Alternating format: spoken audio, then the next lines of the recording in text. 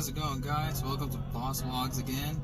Today I'll just be giving a little bit of update on my 350Z and how it's doing since I've owned it for like 7 months now or so.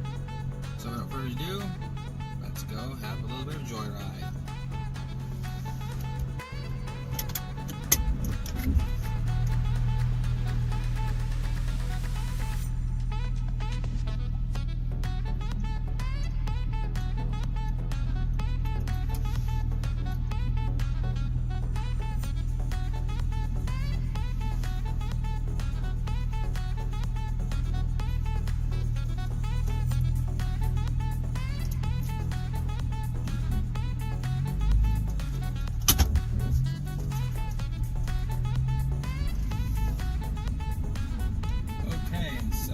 Since I've owned the car, I've already replaced the window regulators for my driver's side and the passenger side. When I bought the car, the driver's side window regulator was busted already, and along the way, the passenger side was going out, and so I replaced both of them. When I bought the car, the trunk struts was busted, and so it wouldn't stay all the way up, it would just fall back on you, and so I replaced those as well.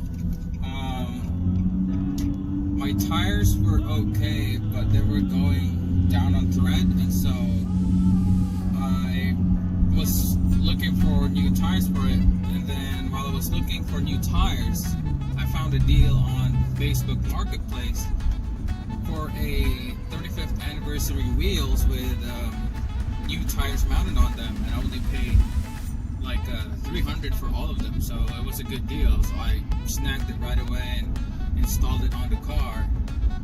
I also replaced the oil pressure sensor because when I got the car, the pressure wasn't indicating well. It was always stuck on 120 psi. And I read the forums that usually the culprit is the sensor, which is under your engine block. It's right beside the oil filter, and so I replaced that as well. And pretty much that's about it. Modification wise, nothing really crazy. Just the muffler delete in the back. Basically, it just eliminated the muffler in the middle and just replaced with a straight pipe. And so I have the original exhaust still, the one that's untouched, and I bought an exhaust with a muffler delete from somebody because I didn't want to destroy or cut my muffler on my original pipe, and so I just left it alone and installed the one I bought. Pretty much, the car burns oil a little bit, but not crazy. So, well, pretty much it's a given with high compression engines. It may be a Honda, Toyota. If your car's a high compression engine, it usually burns a little bit of oil, depending on how crazy you drive it. So from time to time, I'd say maybe once every 2 weeks, I add like half a quart to half a quart, and it doesn't smoke, it doesn't overheat, considering the miles it has. I have no complaints really. Well, maybe just my only complaint is that maybe it's a two-seater, of course, it's a sports car, and there's three of my brothers, and so usually I have to plan out the day if I bring out the car because there's only 2 seats, and one for me, one for the passenger. And so it's pretty much like a weekend car for the most part. So I'll give you a little bit of let you hear about the sound per se on the exhaust. I'll try to step on it a little bit when I get out of the gate. I'm still driving inside our subdivision, and there's a speed limit here, 25, so we can't really go against the rules. So we'll see. We'll give it a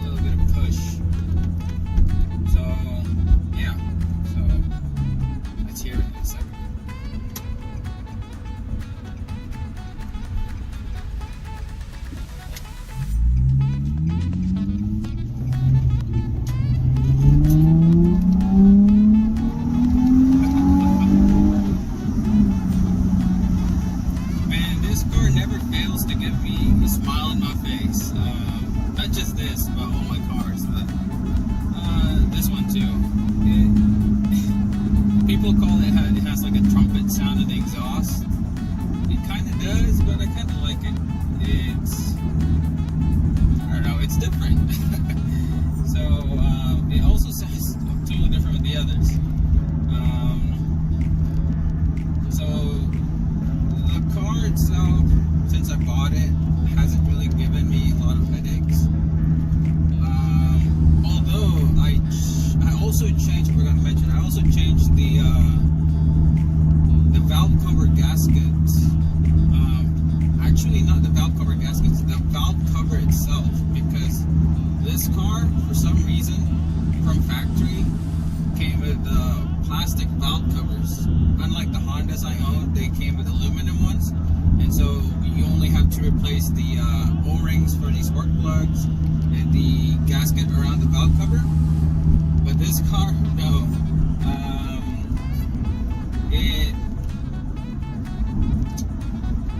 It's kind of built into the plastic valve cover, and so pretty much you have to replace everything. So I replaced that because I was replacing the spark plugs in this car, and to get to the spark plugs, I don't know if there's another way, but I had to remove the intake because it's under the intake. And so while I was there, I replaced most of the seals and gaskets that I could change. So I changed the spark plugs, the valve cover gasket, a new one with, of course, the new gasket on it, and the valve cover. The PCV, I think I also replaced. It's new, and that's pretty much it. Then the oil and filter for the engine oil, and it hasn't really given me headaches so far. So I think that's a good thing. I do plan of manual swapping the car soon. I have maybe I'd say 40%, 50% of the parts already. Well, I think I only needed the manual transmission for now, the flywheel, maybe the starter if they're different, the clutch kit, and I think pretty much that's it. I do have the clutch pedal already. I have the manual brake pedal already. I do have the slave cylinder. No, actually no, I still have to order the slave cylinder. But I mean, it's probably a big job to convert. A little bit, I guess. But soon. I'm still enjoying the automatic. Actually, it's kind of boring, but it'll do for now. So I'm on my way to pick up my tripod for now because I bought a gimbal for my phone to do videos. So I'm just gonna tag you along right now. So this is pretty much an impromptu video. I did not really plan about it, and so my ideas might be scattered around. I'll do a proper one soon. What else we can talk about? The handling for this car, I'd say it's good. It's designed to handle corners. Oh, good. I'm not saying well. Well, actually, well. It handles the corner well. It hugs the corners. Although you can feel the car that it's heavy. You can definitely tell that the car is heavy. And so, pretty much, you can. Well, I've driven my Hondas a little lighter than this. And so when you do quick turns, you can tell that this is a little bit heavier, slightly heavier. This is my first rear-wheel drive car, and so it behaves differently than the front-wheel drive cars. Maybe when I manual swap the car already, I'm gonna try to autocross it. But for now, it's an automatic. I'm not really interested in autocrossing it for now. My autocross car is a DC5 here in the States, it's called an Acura RSX. But the other parts of the world, I think some in Europe and in Asia, it's a DC5 Honda Integra. And so, actually, what I did with mine is I debadged it, changed the Acura badges and the name into a Honda Integra Type R, because I put some parts on it. So, without further ado, I'll probably see you guys in the next video with a proper review, maybe like 5 things I like about the car, 5 things I hate about the car, the 350, and maybe my other cars too, but I still have to maybe introduce the DC5 and the Honda Fit. I have the G8 Honda Fit. I don't think I've introduced or made a video for it yet. I already did made a video for my 2005 Yamaha R6, my street bike, and so yeah, I'll make videos of the DC5 Integra soon, and my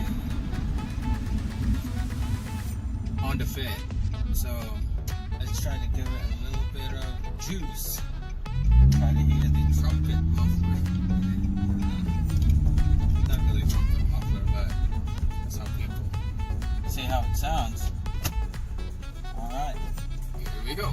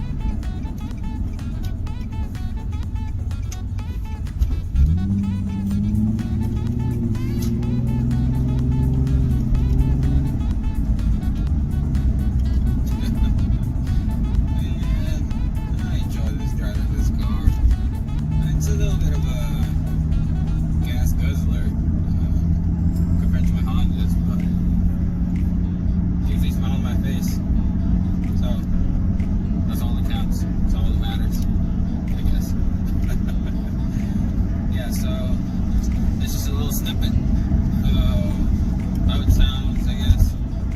See you guys in the next video. Peace.